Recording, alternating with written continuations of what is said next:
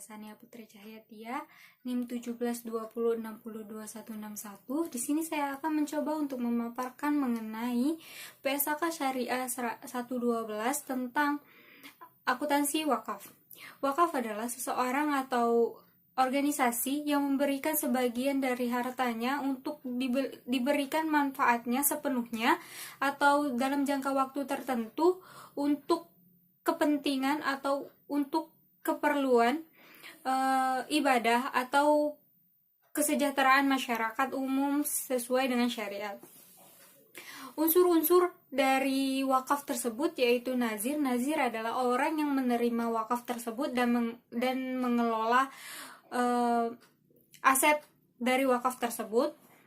Yang kedua itu wakif. Wakif adalah yang memberikan wakaf. Yang ketiga itu maukul alai adalah orang yang menerima hasil dari pengelolaan wakaf tersebut. Yang keempat itu aset wakaf. Aset wakaf adalah harta yang diberikan oleh wakif kepada nazir. Bisa terbagi menjadi dua, yaitu aset bergerak dan aset tidak bergerak. Aset bergerak adalah contohnya seperti kendaraan, uang, dan lain sebagainya. Aset tidak bergerak itu contohnya tanah, bangunan, dan lain sebagainya. Lalu aset ini tidak bisa dijadikan jaminan atau disita. Terus selanjutnya itu ikrar wakaf. Ikrar wakaf adalah perkataan dari wakif yang telah ditulis di dalam akta wakaf secara tertulis maupun secara lisan kepada nazir. Selanjutnya itu peruntukan wakaf. Peruntukan wakaf ini adalah untuk siapa wakaf ini akan diberikan. Selanjutnya itu jangka waktu wakaf. Jangka waktu wakaf ini sesuai dengan perjanjian di awal wakaf. Bisa jadi sepenuhnya atau dalam jangka waktu tertentu. Biasanya dalam jangka waktu tertentu itu ialah aset temporer. Selanjutnya itu tujuan dari wakaf.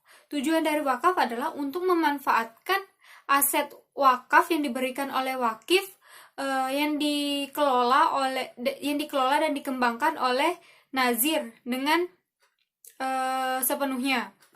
Selanjutnya itu fungsi. Fungsi dari wakaf tersebut adalah untuk mewujudkan potensi dan manfaat ekonomis dari aset wakaf tersebut yang diperuntukkan untuk ibadah dan kesejahteraan umat umum. Lalu peruntukan wakaf ini bisa diperuntukkan untuk sarana dan kegiatan ibadah, sarana dan pendidikan dan serta kesehatan. Terus bisa untuk fakir miskin, anak terlantar, terus beasiswa dan yatim piatu. Bisa juga untuk kesejahteraan umum. Lalu di dalam PSAK Syariah 112 ini mengenai wakaf terdapat entitas perolehan di mana aset dan kegiatan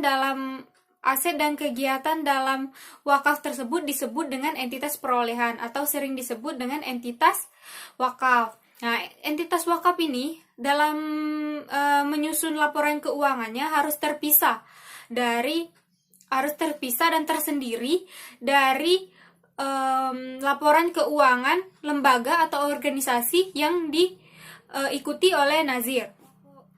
Laporan dalam akuntansi wakaf tersebut yaitu yang pertama laporan posisi keuangan akhir periode, laporan rincian aset wakaf di akhir periode, laporan aktivitas wakaf selama periode, laporan arus kas selama periode, dan catatan atas laporan keuangan.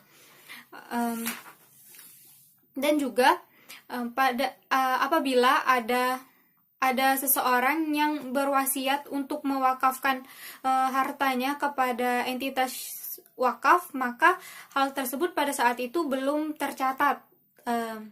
Dan entitas wakaf mengakui aset wakaf tersebut apabila seseorang itu telah meninggal dunia. Selanjutnya itu adanya aset wakaf temporer, di mana entitas wakaf mengakui aset wakaf temporer ini sebagai liabilitas. Aset wakaf temporer adalah aset wakaf yang dimana dalam berupa uang yang diberikan untuk dikelola oleh nazir dan dikembangkan oleh nazir selama jangka waktu tertentu sesuai dengan kesepakatan nazir dan wakif. Lalu hasil pengelolaan dan pengembangan dari harta tersebut diberikan kepada mauquf alaihi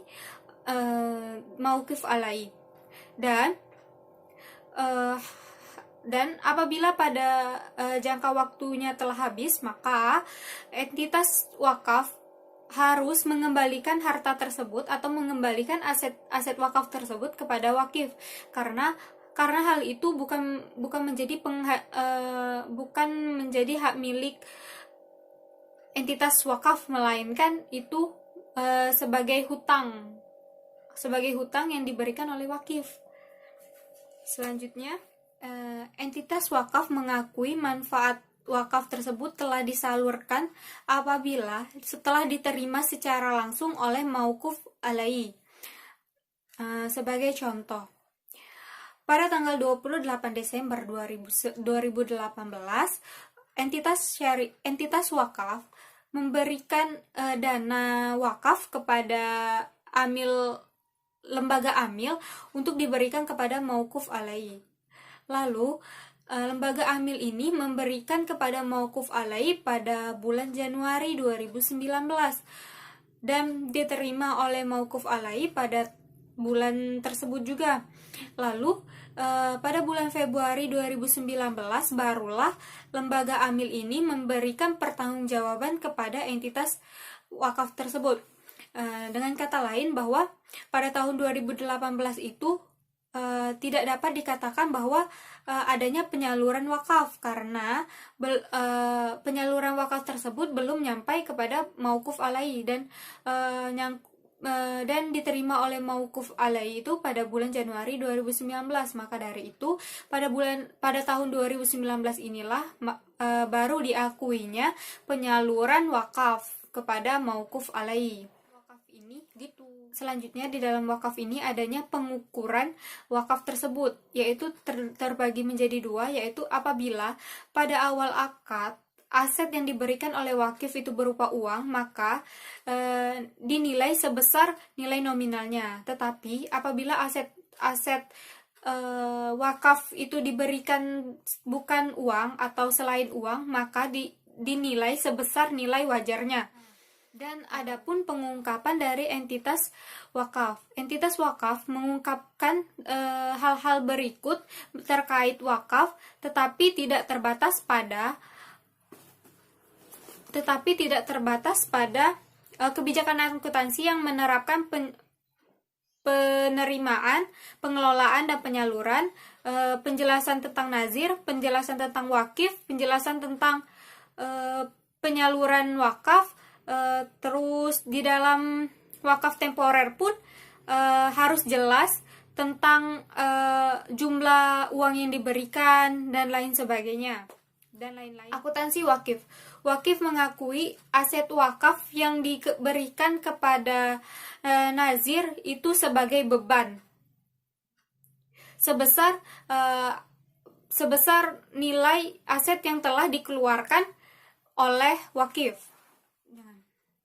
Pada aset temporer, wakif tidak memberhentikan pengakuan mengenai aset wakaf tersebut, karena pada akhirnya nanti pada jangka waktu tertentu atau habis jangka waktu tersebut, maka uang tersebut akan dikembalikan kepada wakif oleh nazir.